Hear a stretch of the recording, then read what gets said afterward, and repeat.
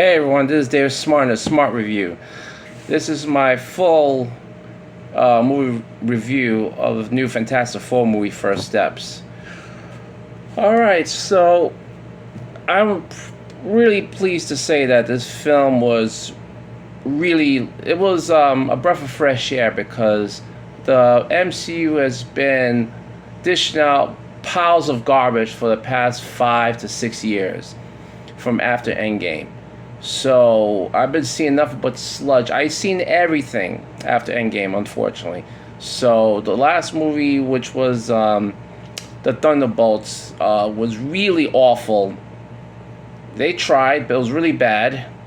The power of the hug really pissed me off, cause Sentry is a really good character, and the Void, it's really like a very powerful villain. So I don't know how that all ended like that. But anyway, we're talking about the Fantastic Four film, and my expectations really low, especially from seeing the last Superman film, which James Gunn, you suck because the film sucks.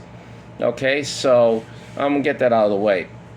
So the Fantastic Four, it's a completely different universe. It's not in the MCU universe 616. It's in the Earth 828. Yeah, so yeah, these numbers. Good thing I have these written down. I'm not gonna remember these things. And the first two acts are really good. They're really good, and I think it's a breath of fresh air because it's not connected to the main MCU. It's its own little bubble. It's just Fantastic Four, and everybody loves them. The public, so that's really refreshing. They're heroes, and that's really refreshing. The only thing is there's no origin story. They kind of do an origin story, but do flashbacks. But I don't know why people are like skipping the origin stories of these films. Like I see like Spider-Man or like Batman or Superman. We've seen those origin stories over and over again. So I think we could have had an origin story, but whatever. Um, the director is Matt Shakeman. He did the film, so I would say he did a pretty decent job with the film. The third act definitely fell apart a little, unfortunately. The MCU had to sneak his way in there. I'm gonna try not to do no spoilers. It could have ended better. Yeah, so but it was definitely better than I thought it'd be. But the villain Galactus, unbelievable. I couldn't believe it. I thought Thanos was a good CGI character. They put all their money in the bank with this character because he was phenomenal. And if you want to see like how good it is, you definitely should watch it in IMAX or Dolby. And you like, whoa, this is like. I was really impressed at how they put, all the money into him because that was really awesome. The CGI baby was creepy. That part I didn't like, but yeah, you'll see for yourselves. The cast had good chemistry. Everybody worked well together. Vanessa Kirby, in my view, is the best Sue Storm. Wait, no, yeah, Sue Storm, best one of all the three. And Pedro Pascal, surprisingly, he wasn't annoying as hell as he is outside of the movies, but he was a decent Reed Richards. Joseph Quinn, which everybody knows from Stranger Things, I think he's definitely a standout for sure. So this movie probably will make a lot of money because all the fans from Stranger Things will flock to this film just to see him.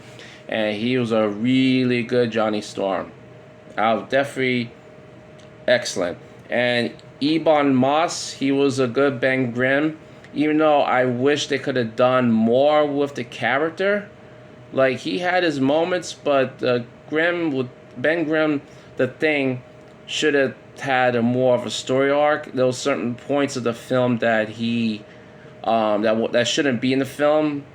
But I guess you could tell they chopped up a lot of stuff to bring down the film. Alright, so the main villains definitely Galactus and female Silver Surfer. I wish they could have went with the other Silver Surfer, but She was okay. She wasn't like no lady boss for the most part. She wasn't like annoying, thank goodness. And yeah, so it was that part was really, um, really, you know, it was a refreshing thing, refreshing that it was that she was no lady boss. I wish they didn't take out what's the character's name? Red Ghost. I don't know why they took him out because the actor, he's a really phenomenal actor. I don't know why I'm blanking on his name. But he's a good actor, but they had to take that character out of the film. I don't know why.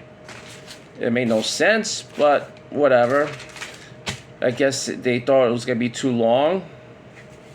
So the main plot of the film is that Galactus is coming. He's like Jaws. He's like a threat. He eater of worlds.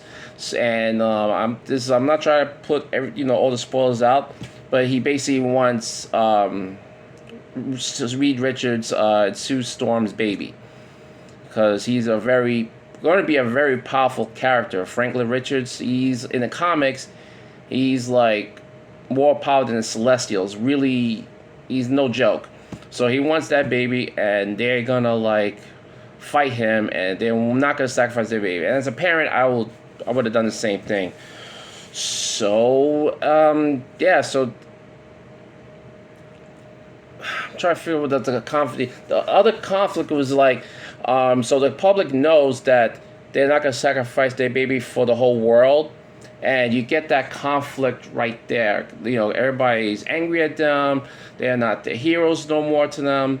But then they scrapped it really quick, which was weird, because this is like the whole world. You figure that, like, the whole world will be burning, and I think they could have done better with that part, because the chaos and everything going wrong, and then Galactus comes in and destroys everything, and at the end of the Thunderbolts, you see the Fantastic Four ship arriving over there. So we've all figured that maybe Galactus destroyed our whole planet, and it would have made sense, but that didn't happen, and it's actually no build up for Avengers Secret War Doomsday, which is still mind-boggling, because the movie's gonna come out next year. So I don't know why there's no build up to it. I think it's coming out next year. It's either Spider-Man 4 or Doomsday. They can't make up their minds, because they always keep pushing back the dates. But it was definitely like the most serious MCU film since Spider-Man No Way Home. And because we kept getting all the garbage and all the crap films and the TV series like Echo and all these other trash like film series, or like Ironheart, which was like so bad. Like Marvel tried to like keep it in locked up for so many years, but at least Fantastic Four was good. Other people think it's not as good. I think what this guy, the Little Platoon and Waller, they do EFAP, which I'm really a big fan of, and they basically said that maybe our standards are lowered because all these films are so bad, and when you come to something that's like decent, then you praise it. And I'm trying to be careful of that, because I want people to trust my word when I say the movie's good. So I think I'm kind of a victim of that as well, because I've seen so many bad films and TV series that if something's like remotely good, then I'll praise it. So yeah, so I recommend this film. You should go see it. Just have to warn you, the third act is a little shaky, but definitely recommend it. I definitely like it better than Jurassic Rebirth. It's just a very plain film, and I don't know if I'm ever gonna see it again. Better than Superman. I hate that film with all my heart and soul. I never want to see that film ever again in my life. So yeah, there you go. And we'll see from here. Hopefully Spider-Man 4 will be good, and hopefully Avengers Doomsday and Secret Wars will live up to expectation. Now, I'm going to sneak in the Happy Gilmore 2, my reaction to that.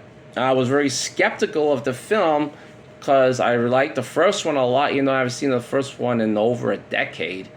I'm a big horror guy, so comedy, horror guy, sci-fi, but comedy is like way low on my list. But I do like comedy, but I haven't seen it in a long time. And I was worried that it was gonna be like a bad film, a bad sequel, like Dumb and Dumber 2, like Coming to America 2. Those two films were really awful sequels, and they mess up the originals a little bit. So I was thinking to myself going into this, I was like, I hope it's at least like Beverly Hills Cop 4. Because that was good. It was decent. Yeah, it was a little shaky, but it was decent. It passed. And I watched the film, and it started off okay.